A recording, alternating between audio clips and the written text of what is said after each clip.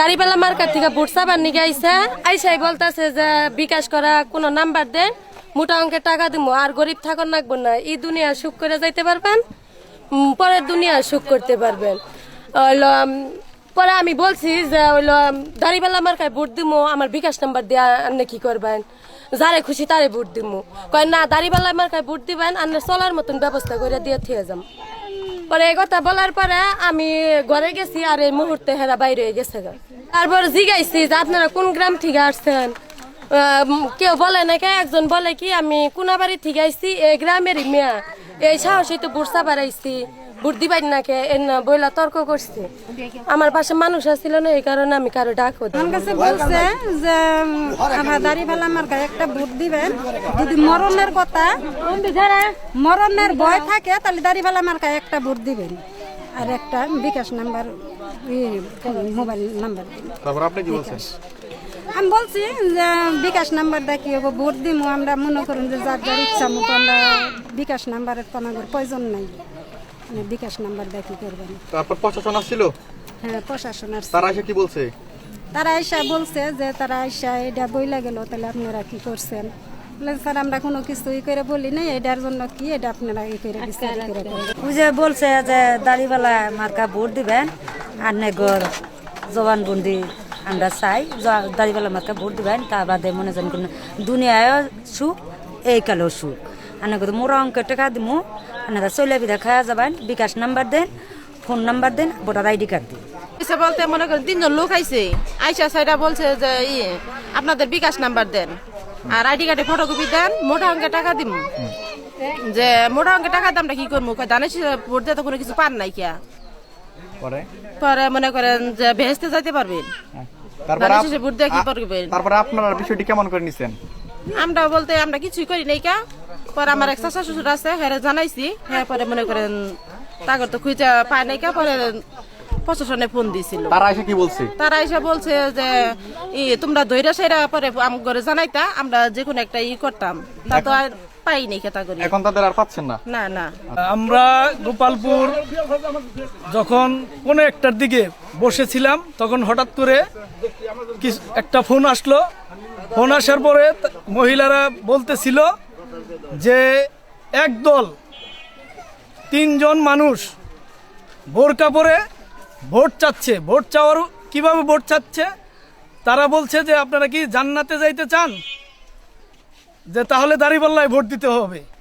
তারপর আবার বলছে যে আপনারা কি দুনিয়া এবং আখেরাতে সুখ চান, আপনাদের মোটা অঙ্কে টাকা দিব, এর বিনিময়ে আপনারা কি করবেন, আপনারা 12 তারিখে 12ই ফেব্রুয়ারিতে আপনারা জামাতকে দাড়িপাল্লায় ভোট দিবেন। এই এলাকার লোক অনেক নির্যাতিত এবং হতদরিদ্র, এইভাবে তাদেরকে প্রলোভন দেখানো হচ্ছে জামাতের দাড়িপাল্লায় ভোট দেওয়ার জন্য। তাদেরকে বলছে যে আপনারা কি আল্লাহকে দেখে ভয় পান, মরণ দেখে ভয় পান?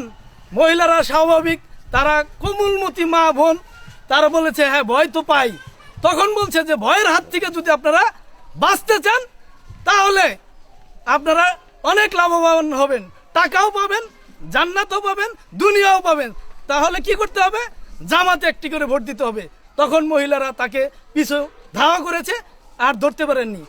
আমি এই মিডিয়ার মাধ্যমে, প্রশাসনে এসেছিল, মিডিয়ার মাধ্যমে সারা বাংলাদেশকে জানাতে চাচ্ছি, এইরকম ভণ্ড জামাতদেরকে দিয়ে যেভাবে কাণ্ড চালানো হচ্ছে, যেভাবে ভয় দেখানো হচ্ছে। প্রশাসন মহোদয়রা যখন এসেছিল, তারা এই মাদের কাছ থেকে কি ঘটনা ঘটেছে তারা শুনেছে, এবং কি তারা লিখিতভাবে তাদের নাম লিখে নিয়ে গিয়েছেন। বলেছেন যদি ফার্দার এরকম অনেক আরও ঘটনা হয় তাদেরকে সঙ্গে সঙ্গে জানানোর জন্য বলেছেন, এবং বলেছেন এই বিষয়ে আমরা উপযুক্ত শাস্তিমূলক ব্যবস্থা করব ইনশাল্লাহ। তারা বলে আশ্বাস দিয়ে গেছেন, তারা এই জনগণের সাথে আছেন। 7 নং নলহরা জনগণ কেন্দ্রের থেকে আমার কাছে এই অজ্ঞাতনামা একটা ফোন আসে যে আপনি কোথায়, যে আমি তো গোপালপুরে আছি, যে এই জামাতের কিছু লোক মহিলা 3 জন মহিলা, তারা মুখ বাঁধা অবস্থায় আইসা আমাদের কাছে ভোট চাইতেছে, বিকাশ নাম্বার চাইতেছে, এবং ওই বলে যে বিকাশ নাম্বার দেন, ওরা নোট করে নিতেছে, ওই খাতায় লিখিত আকারে নিতেছে। আর আপনারা দাঁড়িওয়ালায় ভোট দেন, আমরা দাঁড়িওয়ালায় ভোট দিবেন, এবং আপনাদের বিকাশ নাম্বার দেন, আমরা আপনাদেরকে সহযোগিতা করবো, এবং আর কাজ করে খাইতে হবে না। এই জনগণ বা নলহরা গ্রাম হতদরিদ্র, প্রায় ম্যাক্সিমাম লোকই হতদরিদ্র। এদেরকে অর্থের বিনিময়ে ব্যাপকভাবে আপনার চালাইছে, এরা এই প্রভাকাণ্ড চালাইছে জামাত। এরা মানে একটা ভণ্ড প্রতারক চক্র। এরা জামাত ইসলামের নাম ধরে এরা, এদেরকে মনে হয় না এরা শুধু এই জনগণ নলহরা না, আমার এই ইউনিয়নে আরো 3-4 গ্রামে এইভাবে একই কায়দায়, ফেসিবাদী কায়দায় এরা আপনার ভেস্তের টিকিট বিক্রি করতেছে। তারপরে মহিলার, এরা সশল মহিলা, এদেরকে বিভিন্নভাবে এক মরণে ভয় দেখাইতেছে, এবং এদেরকে আপনার ওই টাকা পয়সার যে ব্যাপারটা, এরা গরিব মানুষ, কিন্তু এরা এদের কথা সায় দেয় নাই, অনেক জায়গায় হয়তো সায় দিতেও পারে। অতএব আমি এটা আপনার মাধ্যমে প্রশাসনের দৃষ্টি আকর্ষণ করছি, এদের ন্যায্য বিচার। এইভাবে আমি একটা ক্যান্ডিডেটের সমন্বয়ক, আমরা কিন্তু এইভাবে আমরা টাকা, আমার ক্যান্ডিডেট 17 বছর জেল খাটছে, আব্দুল সালাম পিন্টু সাহেব 17 বছর জেল খাটছে, 7 বছর ফাঁসির কাস্টে এসেছিল। এর অর্থ করি আর একটা ঢাকা শহর, টাঙ্গাইল শহর, গোপালপুর শহর তার থাকার মতো কোনো জায়গাই নাই। একদল মহিলা বোরকা পরে আসিয়া এরকম বিকাশ নাম্বার নিচ্ছে, আর জান্নাতে যাওয়া যাবে দাঁড়িপাল্লা মার্কায় ভোট দিলে, এই ধরনের কথাবার্তা বলছে। তাহলে এখন আমরা কি করব? তখনই আমরা তাৎক্ষণিকভাবে আমরা ইউনো মহোদয়, এসিলেন মহোদয়কে আমরা ব্যাপারটা তাদের দৃষ্টিতে আনি, যার পরিপ্রেক্ষিতে এখানে আমাদের নির্বাচনের দায়িত্বে এসিলেন্ট মহোদয় উনি এসেছিলেন। উনি এসে আপনারা দেখলেন যে আমাদের মা বোনদের কাছ থেকে তাদের কথা শুনে গেলেন। আজকে এই নলহরা গ্রামে যে ঘটনা ঘটেছে, 3 মহিলা জামাত কর্মী পরিচয় দিয়ে তারা এই এলাকায় নিরীহ মহিলাদেরকে টাকার প্রলোভন দিয়ে দাঁড়িপাল্লা মার্কে ভোট দেওয়ার জন্য তারা তাদের সাথে কথাবার্তা বলতেছিল।